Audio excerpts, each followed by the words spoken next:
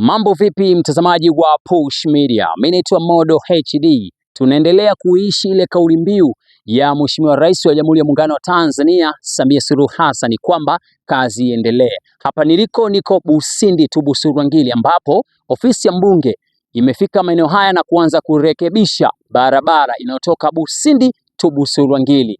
Nashukuru sana mbunge wetu Idi kwa kutengeneza hili barabara.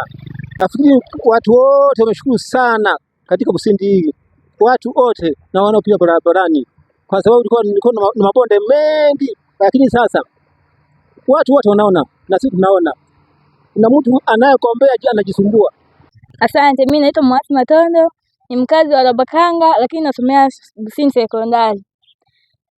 Tulikuwa tunapitia changamoto nyingi kwenye hii barabara, tulikuwa tunapita, mfano mvua zikinyesha, tulikuwa tunapitia changamoto nyingi sana, matope, na ilikuwa inapelekea kusababisha kuchelewa shuleni. Kwa kweli namshukuru sana mbunge wetu Idi Kassim Idi kwa kutengeneza barabara hili linalotoka Busindi hadi Busurwangili. Majina naitwa Masaga Rwezahura.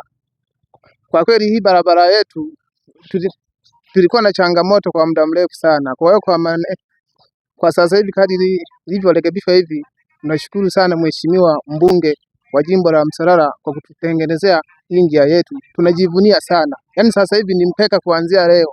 Bodaboda full kwenda mbele. Tulikuwa tunahangaika sana na bodaboda zetu.